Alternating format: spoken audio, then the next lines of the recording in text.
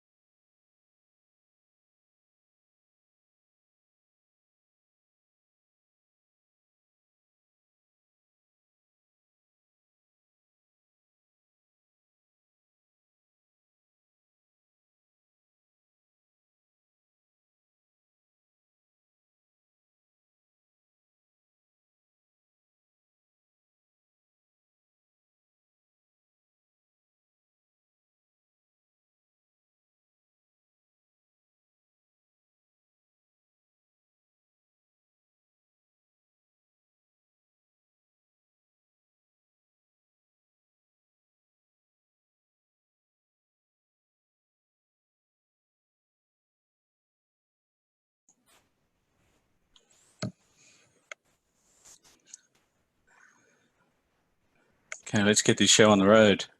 Welcome, good afternoon, good morning, evening, good day, wherever you happen to be. Welcome along to Building Your Resilience and Resourcefulness. My name is Graham Gerstenberg and I am very grateful CEO of Magical Learning. So this afternoon, got a lot to cover. I'm going to try to make it as helpful, informative, etc. as I possibly can. If you are perhaps a little new to Zoom, just a couple of quick housekeeping things. There's a toolbar towards the bottom of your Zoom window, a couple of buttons in particular that might be helpful there. One of those is the Q&A button. If there are any particular questions you have that you feel might be helpful for everybody else on the call to engage with, feel free to drop those into the Q&A box and I will make sure that we have some time at the end to address those. If you have any questions or comments as we're going through, I'm more than happy for you to unmute yourself and say hi. And otherwise, there's also a chat function. So on the Zoom toolbar on the bottom of your screen, there's a little ellipsis button, 3 dots, I think on the right-hand side of the toolbar. If you click or tap that, it should bring up chat. And again, if you have other questions or comments that you would like to share, please feel free to use that. I'll keep an eye on that throughout the webinar. I think that's it. We're good to go. So again, welcome along. Grateful that you are here.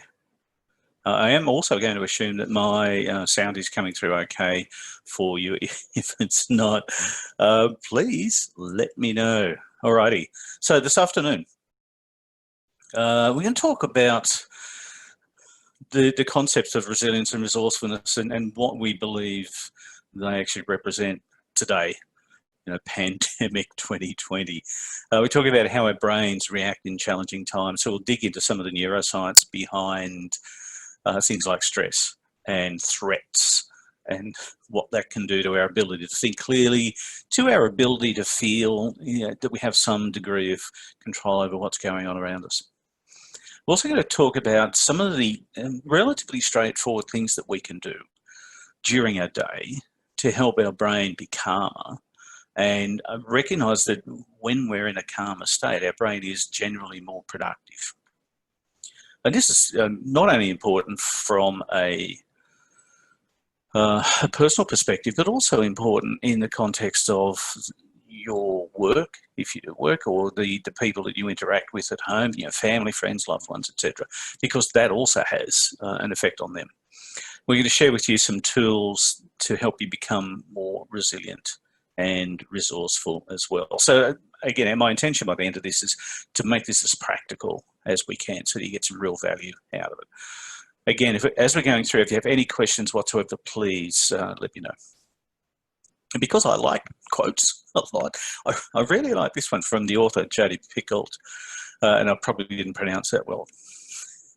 The human capacity for burden is like bamboo. It's far more flexible than you'd ever believe at first glance.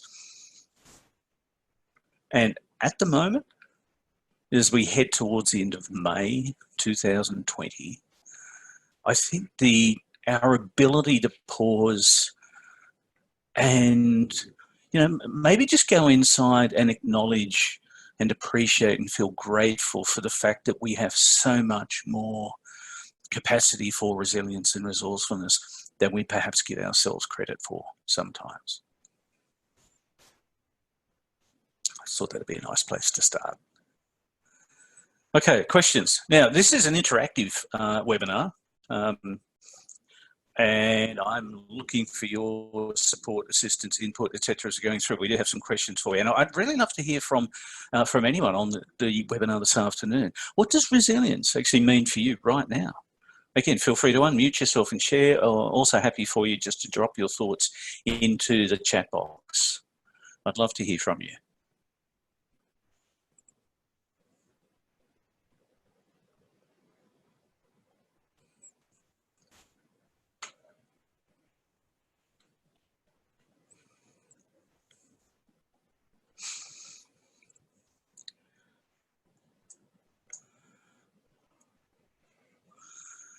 From Allegra. Thanks, Allegra. Being able to handle challenges without losing the plot. It's a great way of putting it. Yeah. So, and again, part of that speaks to the idea of being able to remain relatively calm. So I like to think of an important aspect of resilience, and I think there's a big difference between resilience and just stubbornness. Resilience also has that aspect of positivity around it, that things might be going pear-shaped and the world may have changed so much in such a relatively short period of time. But being resilient means that I still have a sense that we will come through this. We always have and we always will. And this too shall pass. It's another way of thinking about it. So thank you for that. One definition of resilience from the American Psychological Association: the process of adapting well in the face of adversity, trauma, tragedy, threats, or even significant sources of threat. And again, I like that, adapting well. So there is that sense of positivity, that element of the positive around that. It's not like things are pear-shaped and they always will be that way. That's not the case. So I would also wanted to dispel some myths, some common myths around resilience, and in particular what it means to be resilient. And one of those is that people often perceive highly resilient people as, they never get stressed. I don't understand it. Anything can happen, and they're just like a duck on the pond. They're always calm, and they're never down. They're never overwhelmed. That's not true at all. Highly resilient people do feel down. They do get overwhelmed. They absolutely do feel stress. And they have some beautiful practices in place that enable them to come back up. That's the resilience part. It's not, I'm always up here. That to me sounds like that's fake. What it does mean is that when I'm up here and something happens and I go down a little bit, I can come back up. So resilience, hugely important. Life is always awesome. It's like it reminds me of the theme song to, was it the first Lego movie? Came out a few years ago. Everything is awesome. So again, it's not true that people who are highly resilient believe that life is always awesome and that nothing bad ever happens. It's not the case at all. I think that's an important reminder for all of us. It's okay sometimes to feel overwhelmed. It's okay to feel down. It's okay to feel inadequate. It's okay to feel lost. Don't stay there. So the resilience thing is having the tools and the rituals and the practices to be able to come back. And part of that involves other people, and we'll talk about that shortly as well. So resilience is more than just grit. You know, the ability to drag yourself out of bed in the morning and drag yourself through the day and somehow manage to keep it all together until you get home, and then you do whatever you need to do at home. And then, you know, you collapse into bed and then you get out of bed the next day and you rinse and repeat. It's not that. It's more than just the grit of being able to keep going. And from Sochin, I'm not sure if I pronounced that correctly, and I apologise if I didn't, but thank you so much. So reminding myself that nothing is permanent, be it good or bad. I think that's this too shall pass.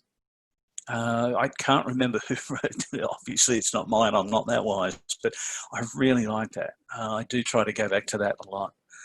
So some of the other, or one of the other myths around people who are highly resilient is that they've got it all together. It's like they don't need help from anyone. They've just got it sorted. That's not true. One of the reasons that people can be more resilient is because they have really good, solid, strong relationships. Not necessarily hundreds of them. It might only be with one or two people, but they have other people in their life who help maintain their resilience. So much harder for us to maintain resilience over time in isolation of everyone. And again, another important reminder in the context of the pandemic and everything that's going on at the moment is that sometimes we have to work a little harder at staying connected with others. And one of the other myths I often hear about people who are really resilient, I think it's just because they just have this, you know, suck it up attitude. They just power through. Whatever it is, it doesn't matter. We just suck it up and keep going. Again, not true. Highly resilient people will have days when they just crash and it's like, I don't feel like getting out of bed today. But they don't happen very often, and they're probably not an entire day. It might be half a morning or something before they work through that. The good thing about resilience is that it is a state of being. Part of it's thought, part of it's emotion, part of it's energy, physiology in there as well. It's a state of being that every single one of us can achieve if we want to. We just need to be aware of where we are, have some tools, some techniques, some rituals to help move us forward, and we just need to practice them. That's the good thing about it. It's not something we're born with. You don't need to be a rocket scientist to work this out. And also, I just wanted to touch on why any of this really matters. You know, so what if I don't have resilience? Big deal. Well, the flip side is that if I do have higher resilience and I maintain higher resilience throughout my life, there's some really good science behind the fact that it helps improve academic achievement. It helps us learn better. It also, just from a work perspective, is directly related to fewer mental health days, fewer sick days, less time off. It also is related to more productivity in a work context. People with more resilience are also less likely to take unnecessary risks. And sometimes as human beings, we can be, not sure, motivated or self-encouraged to take unnecessary risks because we're feeling anxious or nervous or stressed, or we're really worried and just don't feel good about what's going on. So we may do something that we normally would not do at all. High resilience tends to keep us away from that sort of behaviour. People who are more resilient are also generally more involved in family, community activities, so they stay more connected with those around them. And we'll talk a little bit later about energy and the idea of emotional contagion.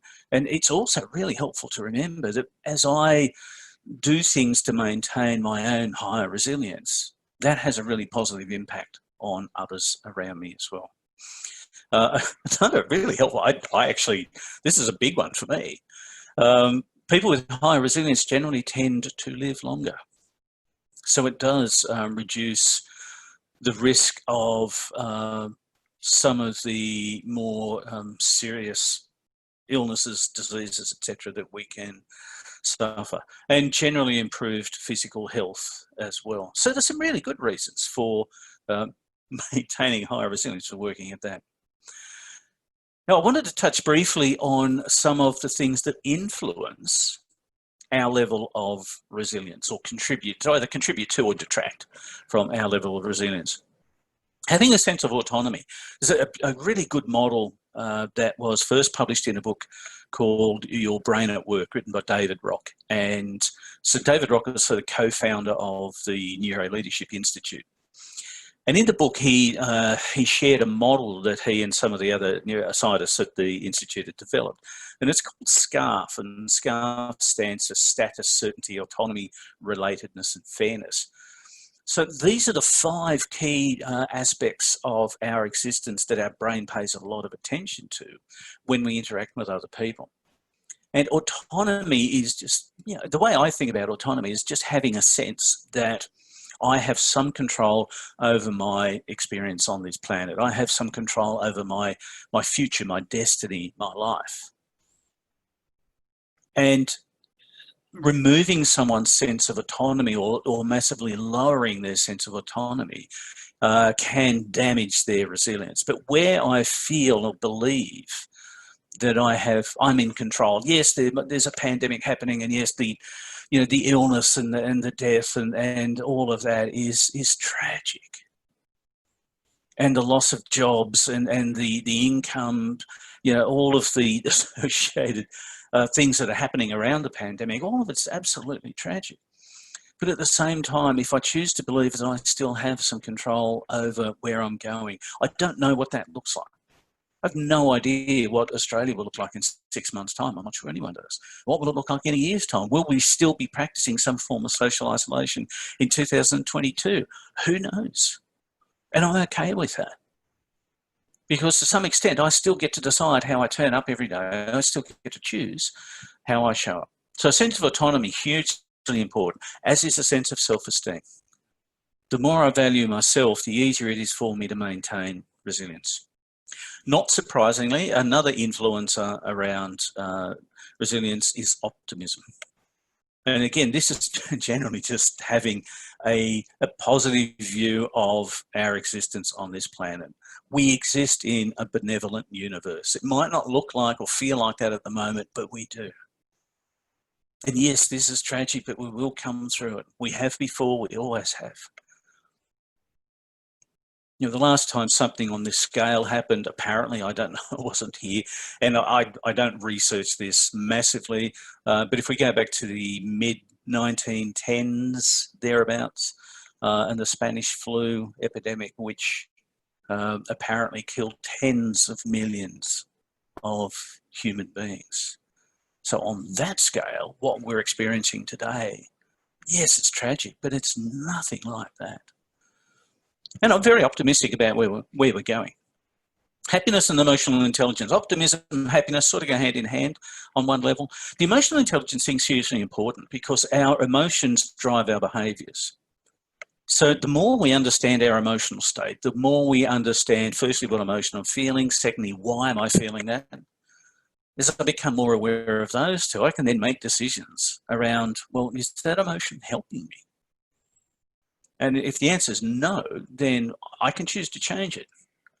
If I have no emotional intelligence or very low emotional intelligence, that's much harder. Another important aspect of emotional intelligence is recognizing the emotions of others and also understanding how our state can affect them emotionally. So if I choose to be happy more of the time, that has a positive impact on other people. If something happens and I become really frustrated or angry or cranky, whatever it happens to be, if I've got good emotional intelligence, I can manage that in a healthy way so I don't share that with everyone else. And again, the good news about EQ, emotional intelligence, is absolutely a set of skills that we can develop. We're not born with them. We learn them, we can build them, we can strengthen them. Meaning and purpose are also another really good influencer on resilience. Just having a sense of purpose in your life. One of my favourites, humour. People who know me know that I am probably, I think it's true, I know I don't want to brag, but probably the second or third funniest person on the planet. It's true. Sometimes it's a burden. I think the biggest burden for me is the fact that nobody else on the planet believes that. But I do, and that's okay.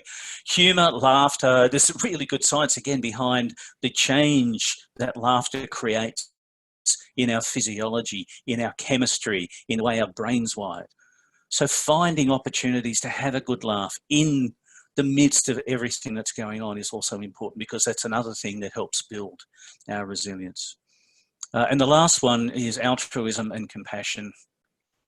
You know, compassion is one of the things that often seems to disappear in the short term when we are experiencing mass fear, mass panic, we could call it hysteria. I'm not sure if that's necessarily a useful term.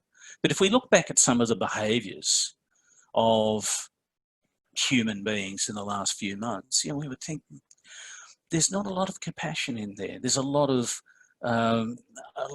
fear, a lot of I want to take everything because otherwise I might miss out, and that's not good. So being compassionate with others, actually doing things to help other people, doing things that are good for others, and this is the altruistic thing, without expecting anything whatsoever in return. That's something else that also helps build our resilience. So let's talk about some of the things that you can do, some specific rituals, routines, acts that you can do to build more resilience in your life. Top of the tree is meditation. Sometimes I think that, particularly in Western society, we may have misrepresented meditation in terms of a practice. But there's absolutely no doubt, there's so much science out there to show that regular meditation is good for us in so many ways. Again, it slows the aging process. It's good for our brain health. It helps us maintain a positive outlook. We're actually generally happier, calmer. It absolutely builds our resilience. And even a meditation practice as little as 10 minutes a day can have a huge impact on your resilience, your ability to connect with others, your ability to empathize with others. So there's so many free resources available on meditation, and if you haven't never tried it, I would love for you to give it a go. Just find a guided meditation where somebody tells you how to meditate. That's the easiest way to start. And try and commit to doing 10 minutes, just 10, in the morning, preferably first thing before life intervenes, and try and do that as many days as you can for the next 30 days. And then I'd love to hear from you in terms of whether or not it's helped. And look, to be honest, if you can do that for 3/4 of the next month, so 75% of the days you meditate for 10 minutes, and if you honestly believe that at the end of the 30 days that it hasn't helped you at all, then stop. Then I'd be absolutely astonished. It's a brilliant practice. Reframing is another really helpful tool for building more resilience. And reframing in part is just being aware of and then changing our language around things that may be causing us some stress. So again, you know, COVID-19 is an example of that. When we find ourselves using words that, words like disaster and catastrophe, and it's the end of the world as we know it, one of the problems with language like that is that's what we're thinking. So those thoughts have energy. That affects people around us, but it also affects our emotional state, which then affects our behaviour. So yes, the pandemic is a disaster in some ways, but at the same time, there are opportunities here for every single one of us to perhaps pause and think about where we are and maybe think more about what else is possible for us coming out of this. So instead of things being a disaster or a catastrophe, perhaps we could think of them as, well, that's interesting. I didn't expect that. I wonder what is possible now. Social connections, I mentioned before, being connected to other human beings is a fundamental need for us. We don't need to have hundreds of friends, but we do need, one or two really good, solid, close connections. Now, whether it's with our spouse, our significant other, partner, a sibling, a parent, who it is not as important as the fact that it exists and the fact that it is beneficial for us. And working at the moment, particularly with all of the social distancing that's going on, working a little harder at maintaining those relationships, those connections is really important. Another thing that will fundamentally help build more resilience is positive thinking. And positive thinking gets a bad rap sometimes because people say, oh, you can't just sit there and think, oh, my life's amazing, and do nothing, expect it to be amazing. I believe that, except That's the best place to start. Yes, you have to do things. We do still need to get off our backside and get out and get things done. But the best place to start is waking up in the morning and saying, my life is amazing. Because one of the things that will happen, if you do that often enough, is your brain will start to look for evidence, and it will start to focus on all of the evidence that it can find to back up your belief that your life is amazing. That's how the brain works. And it will do exactly the opposite as well. If you wake up in the morning and say, my life's terrible, it sucks, I'm so miserable, there's nothing good in my life, your brain will look for evidence to back that up as well. You get to choose. Think positive. Best place to start. Laughter, we talked about that before. To find opportunities. If you don't know any funny people, just give me a call and I'll tell you a funny joke. I probably won't, but I will try. Ask my kids. One of the sad things, it's not sad at all. One of the interesting things about becoming a dad is that you go from being hilariously funny to just telling dad jokes. And apparently dad jokes are only funny to dads and no one else. But anyway, we'll move on. Laughter is brilliant. Exercise is also immensely helpful for us, not just in terms of our physical health, but there's some really good science that's come out in the last 10 or 15 years around how exercise actually helps our brain grow. So if you exercise to the point where you start sweating, it triggers a protein in the brain called brain-derived neurotropic factor, which is like fertilizer for the brain. It opens it up to learning in an amazing way. So exercise is also particularly good. And the last thing on the list there is sleep. Sleep scientists today tell us that we should be getting 6 to 7.5 hours sleep every night. So 4 to 5 full sleep cycles is ideally what we should be aiming for. We may not get that every night, but if you are a chronic poor sleeper, then please talk to somebody about that. Something you can try, we've used this with some of our coaching clients, is to use a 15 or 20 minute, like a loving kindness meditation or a body scan meditation as the last thing you do before you fall asleep. And we've had some really good feedback that when somebody falls asleep to a meditation practice over time, they sleep much more soundly. If you're not sleeping well, please do something about it. It's so important. This is my brain, or your brain, or someone's brain. It's definitely not mine. I don't think mine looks that pretty. I mentioned the SCARF model before. So the model is based on dopamine levels in the brain. Dopamine is the feel-good neurotransmitter. When a dopamine level goes up, we feel better. When our dopamine level goes down, we feel worse.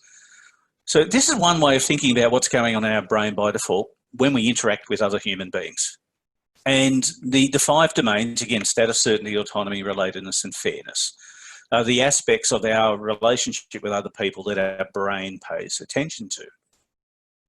So neuroscientists have been telling us for probably the last 100 years that the fundamental organising principle of the human brain is it makes decisions to move away from threats or things that it considers to be a threat. Back in the good old days when we were out on the savannah and we saw a saber-toothed tiger and it saw us, threat, we would want to run. So our brain makes decisions to move us away from threats, and it makes decisions to move us towards rewards. Pain, pleasure. Run away from pain, move towards pleasure. So understanding all of this, one of the things that our brain is doing a lot more at the moment for some of us is paying attention to threat. And the 2 big drivers behind this at the moment are certainty and autonomy. And many of us have experienced in the last few months probably a bigger threat around certainty than we've ever experienced before because we have so little of it. We don't know when this is going to end. We don't know if it's going to get worse. Even simple things like social distancing and the so-called lockdown that some countries are experiencing, certainly it's been happening in Australia. When is it going to finish? When will I be able to go back to work and actually see the people I work with? Because, yeah, working from home is fun, but I actually miss them as well. When will I be able to take my wife out to a restaurant and actually sit down and have a meal and not feel anxious about the fact that somebody around me, all of that sort of stuff. So another way of thinking about threats is threat levels. And this is another model that came out of the Neuro Leadership Institute. So part of our brain, one study found that we think around 60,000 thoughts a day. We have, on average, about 60,000 thoughts a day. And approximately 64% of those are negative. Now, for me, that makes sense because part of our brain's its underlying purpose is survival. It wants the body, the host, to stay alive. So it makes decisions based on that. It pays attention to things based on wanting to continue to be alive. Level 1 threats, and by the way, as the threat levels increase in our brain, dopamine levels drop, but the other thing that happens is our cortisol level starts to increase. And whilst cortisol has some very useful functions in us, one of the consequences of being in that elevated sort of threat alert state is their ability to think clearly starts to diminish. Excuse me just for a second.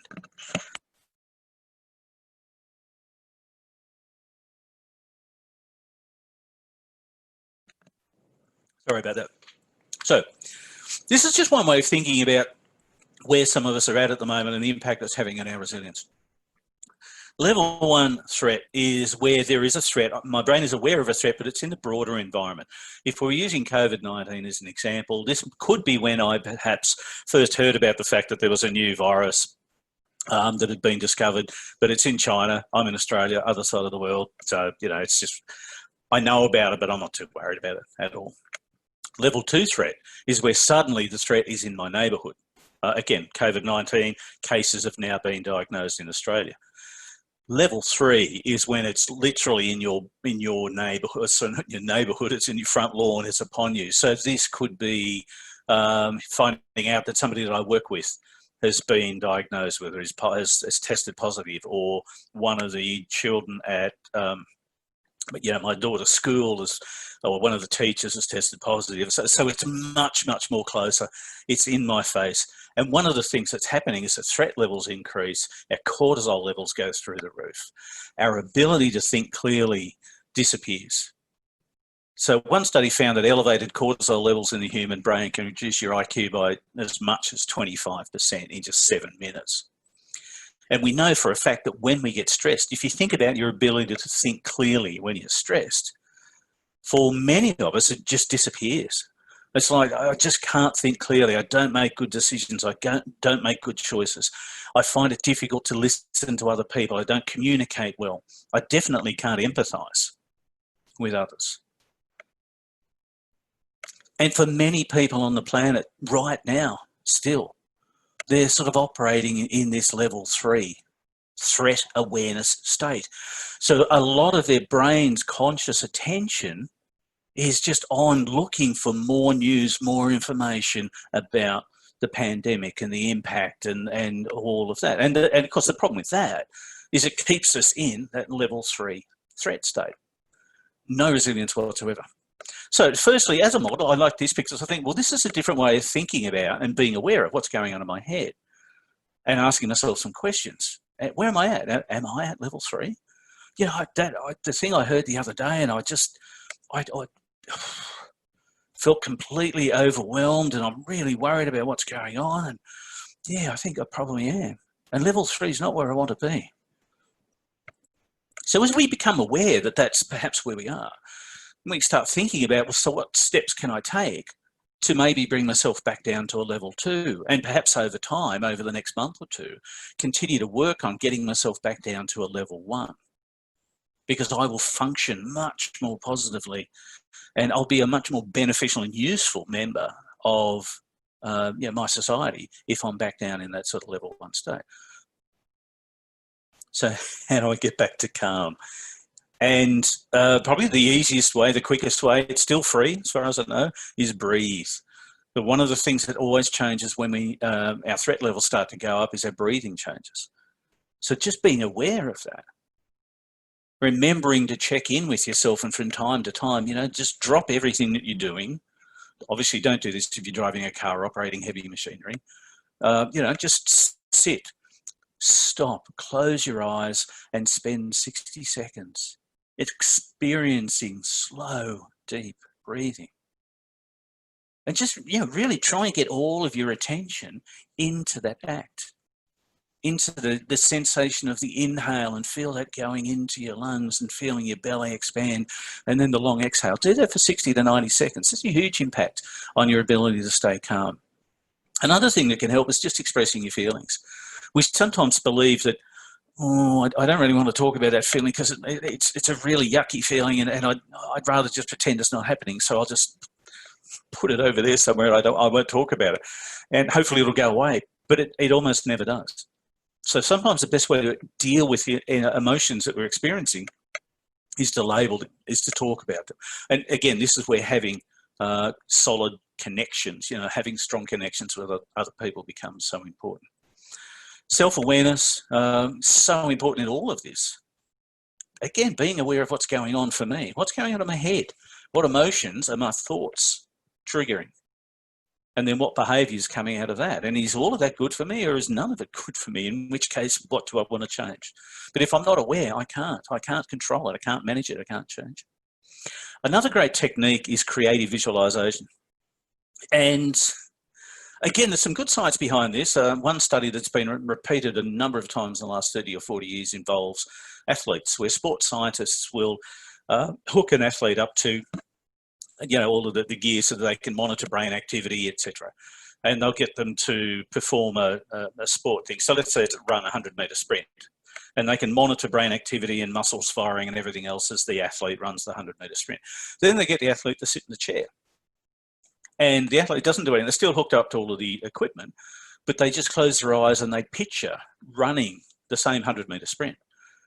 And again, science has shown that the same brain areas function and fire in exactly the same sequence as if the sprinter was actually running it. So we can trick our brain into a different state. So in some ways it can't differentiate, or it doesn't, between fact and fiction, fact and fantasy. Using creative visualization, you can help create a different state in your brain by visualizing the calmest state you have ever been in. So I don't know what that is for you, but if you can think of a place, a time where you felt just completely at peace. Spend 5 minutes every day with your eyes closed, picturing that occasion. Get as much colour and sense into it, sound, light, if there were taste involved, what were you hearing, what were you feeling? Just bring all of that into it. And it's amazing how that can change what your brain pays attention to, but also how you're feeling. And chillax. Chillax is a real word, apparently, thanks to our children. It's a combination of chill and relax, but you already knew that. Get out in Mother Nature. Get outside. Being in nature is good for us as human beings. Now, I understand that in the context of the pandemic, social distancing, lockdown, depending on where you are, it may not be that easy. Or perhaps you live in the middle of the city and getting to nature could take, a couple of hours, and it's just not that simple, Graham. Thank you anyway. So if you can't do it physically, then do it virtually. It's the next best thing.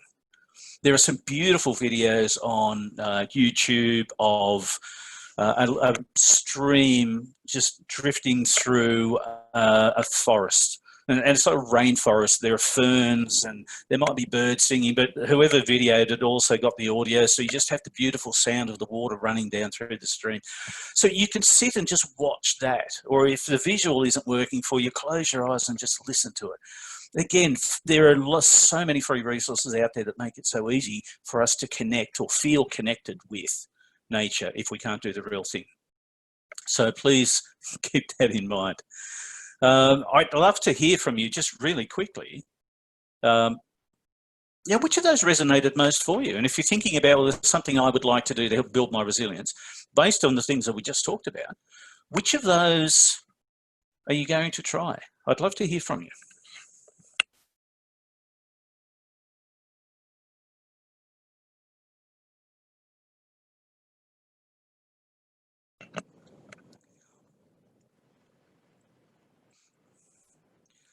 So Allegra, thanks again, Allegra, for that. Getting out in nature is my break during the workday. More beautiful. Thank you.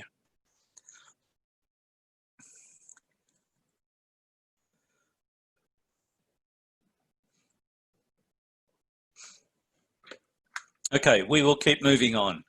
From Buzzy, thank you so much. Expressing my feelings. Yeah, great. Fantastic. Find somebody that you trust to do that with. It really helps. It's so important. Okay, resourcefulness. Another amazing author, Naomi Wolf. Obstacles, of course, are developmentally necessary. They teach us strategy, patience, critical thinking, resilience, and resourcefulness. We sometimes think stress is bad. We often talk about stress as having negative connotations, but it's actually not. Stress is necessary for us as human beings. One of the reasons exercise is so good for us is exercise stresses our body, and it helps teach our body how to recover from stress. So obstacles, same way. The difference, the differentiator often is how we think about whatever we're experiencing. Again, something unexpected happened. I hit an obstacle. Oh, this is terrible. I don't know what I'm going to do. As opposed to, well, I didn't see that coming, but that's okay. We can work with this. Let's go. So how do we think about what's happening is going to have a big impact? So a couple of thoughts on what being resourceful means. Dealing skillfully with new situations is one way of thinking about it. Capable of devising ways and means of achieving an end. So resourcefulness has wrapped up in absolutely resilience. If I have no resilience, my capacity to think about being resourceful doesn't exist. But it's also the capacity and the ability to adapt, to try something different, even though I don't know whether it will work.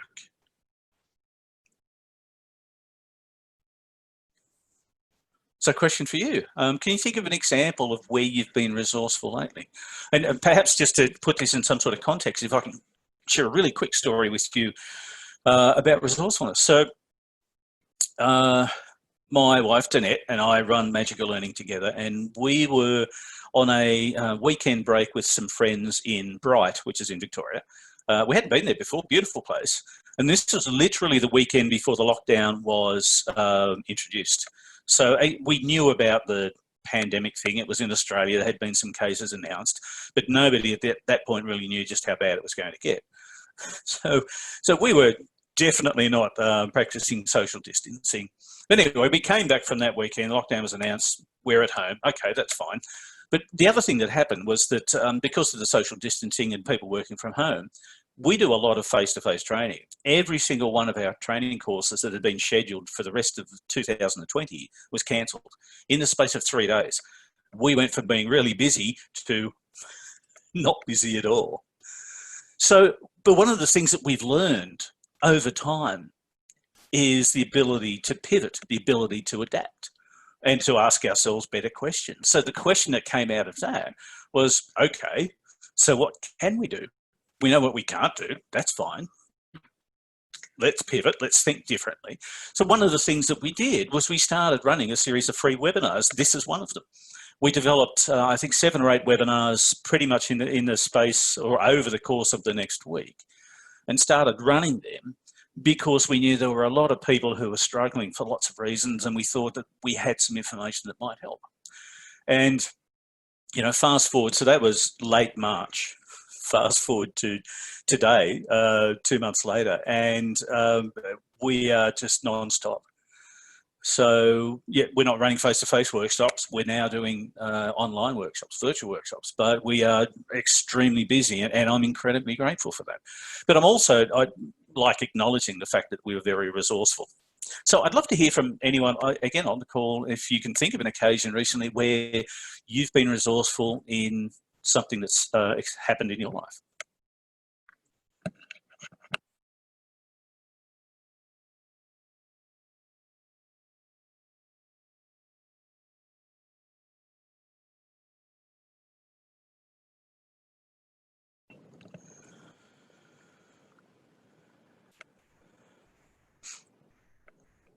Buzzy, expressing my feel. Oh, sorry.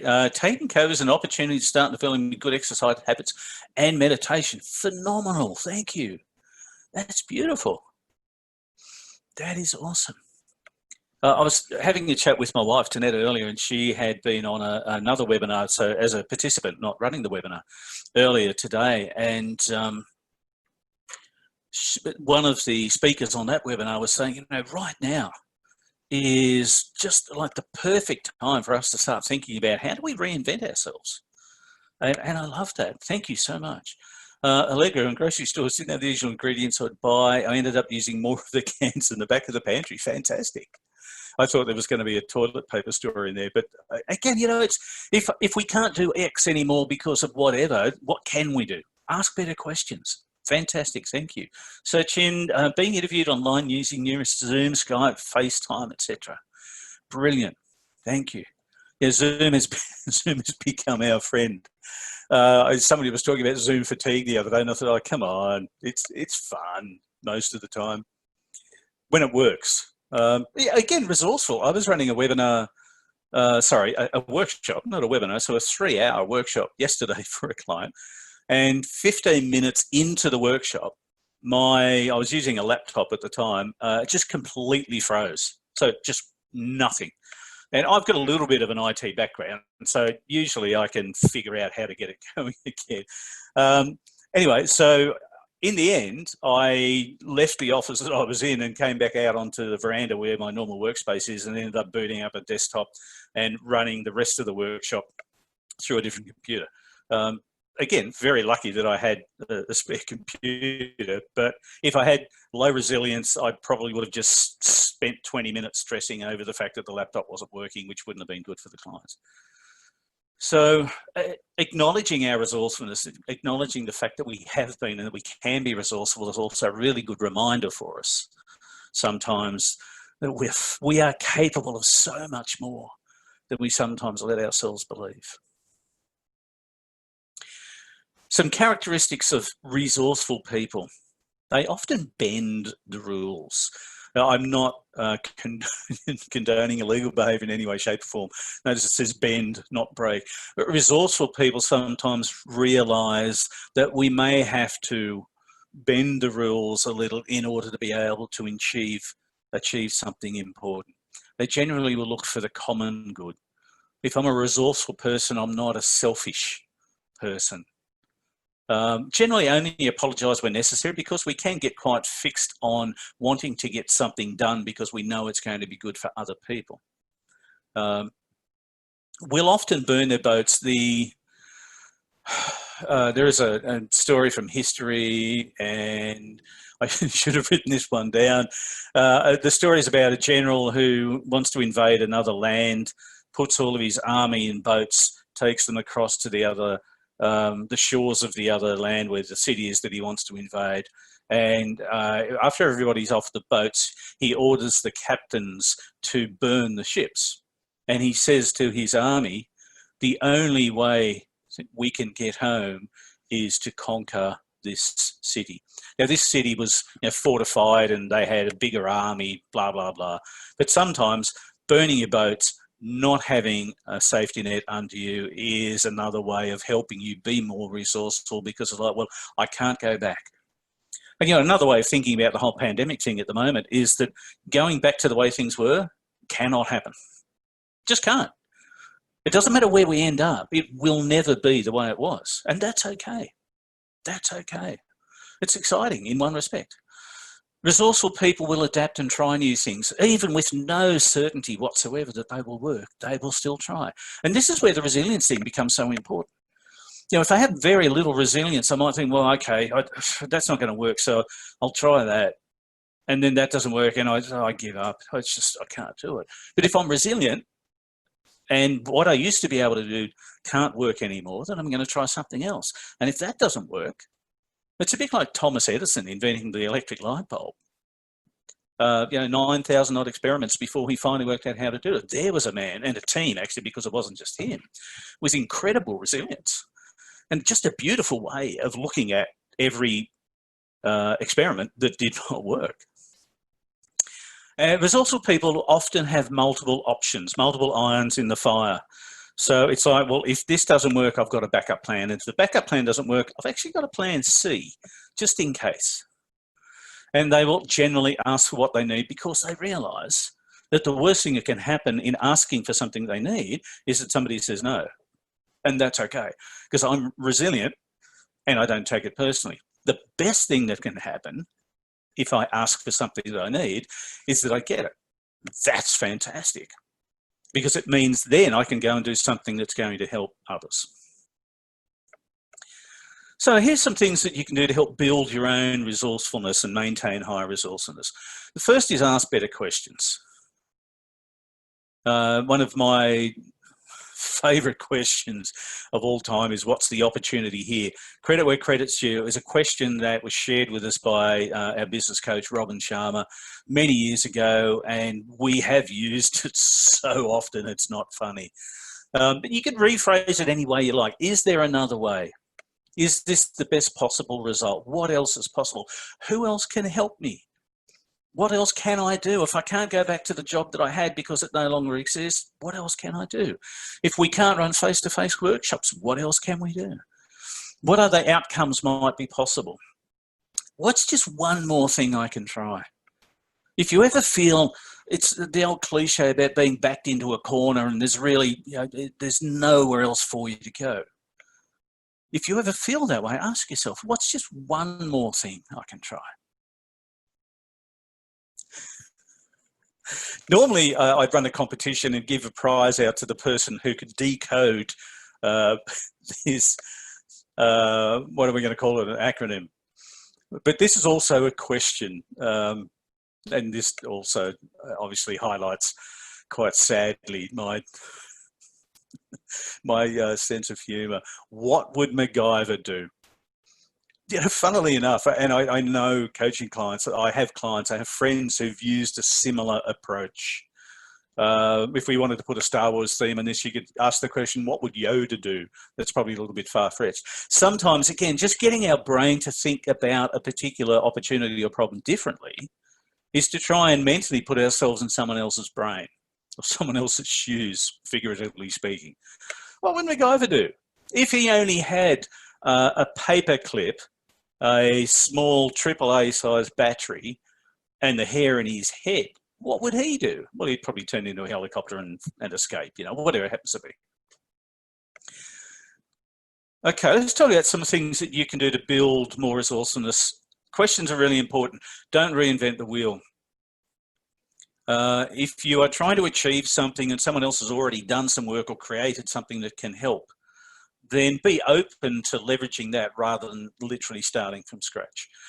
Use your networks. I mean, give to your networks as well. But if you have connections, if you have networks, don't be afraid to go to those networks and ask for help.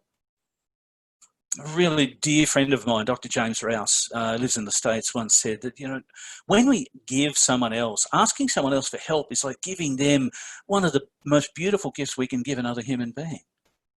Because one of the reasons we exist is to be of service to other human beings. So leverage your networks.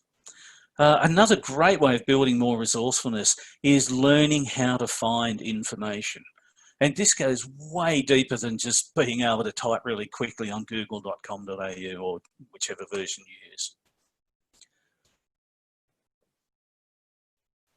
One of the beautiful things about this is the more we come to rely on our ability to find information, it elevates our sense of status. If we go back to the scarf model from earlier in this presentation, it also increases our sense of autonomy. So it makes our brain feel better. It makes our brain feel more positive, which in turn actually influences the way that we think about things. So learning how to find information, if I don't know, but I know how to find out, that's a really good state to be in. One of the other things we can do is start to create a culture of resourcefulness. Now, you can do this both at work and at home. You can start to do this at work by encouraging others around you to become people who know how to find information when they don't know how to do something. It's a little like the old the saying about you know, don't give a person fish, teach them how to fish. If someone comes to you with a problem, don't give them a solution, teach them how to find the solution, because that's a much better thing for them longer term. And as we start to build a more resourceful team at work, and part of the resourcefulness, again, in the moment, is if we are all working from home, so we're all now remote, we don't get together face to face, we can be having conversations about we can't do what we used to do anymore, so what else can we do? You can also do similar things with your family. If you have children at home and you want to help them become more resourceful, it's the same thing when they come to you with a question or a problem or an opportunity. Rather than just giving them a solution, help them understand and learn how to find the solution for themselves. Okay, I'm mindful of time. We still have a little bit of time left, which is fantastic. But I wanted to pause on this question, and again, I'd love to hear from those of you on the call this afternoon. What resonates most for you about being more resourceful? Please feel free to use the chat or unmute yourself and share with the rest of us.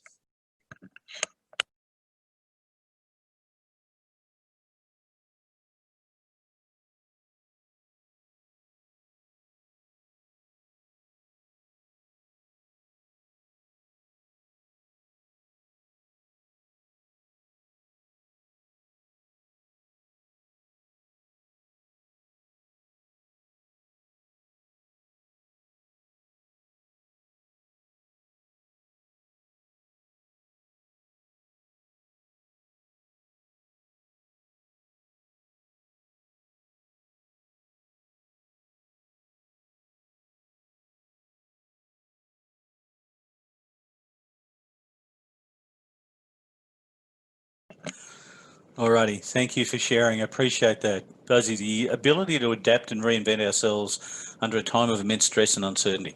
Yeah, beautiful. Thank you. Allegra, thanks so much. Not catastrophizing. Yeah, I used to be like world-class, Olympic-level catastrophizer. I was phenomenal at it. When things don't go according to plan, accepting that change is just part of life. Beautiful. Thank you.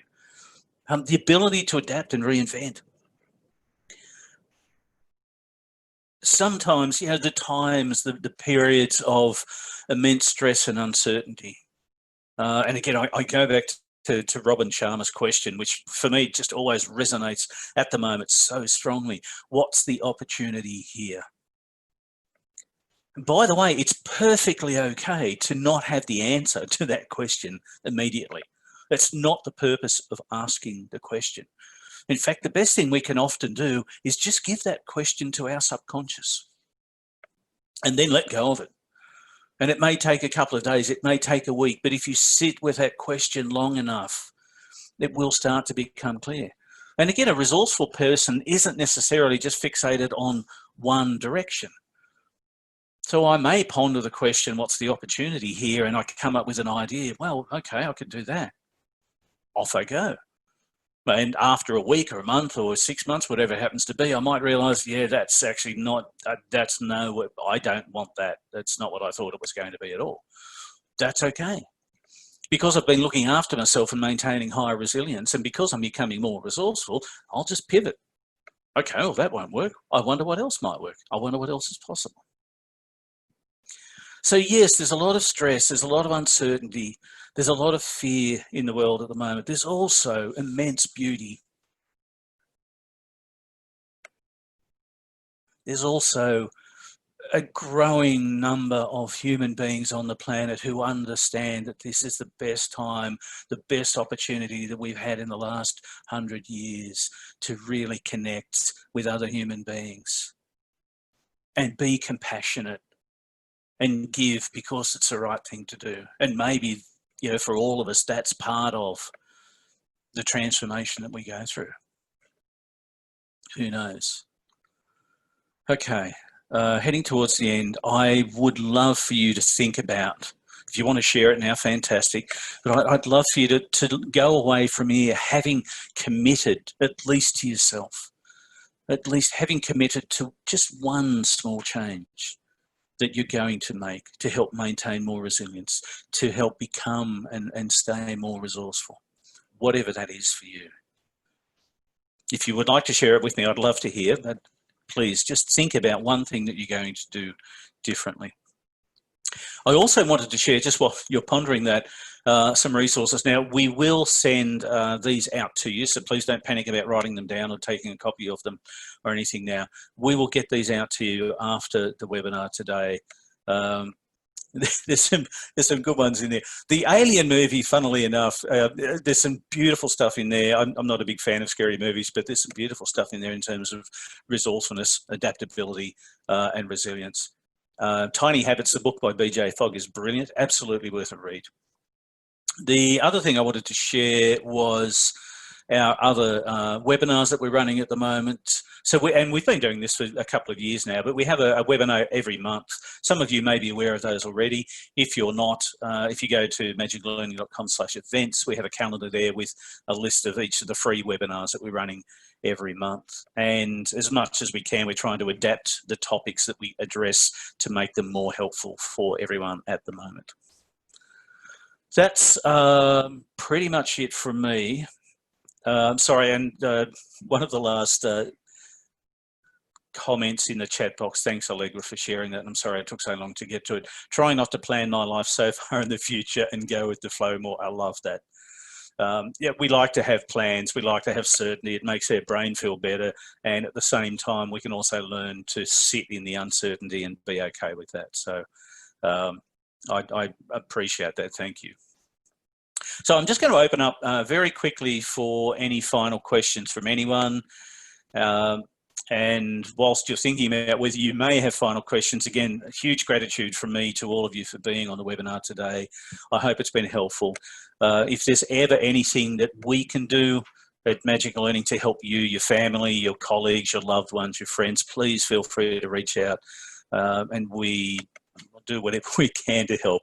Thanks again for being on the webinar. Have a fantastic end of the day for Thursday. Have a great weekend, and I hope your 2020 continues to get better.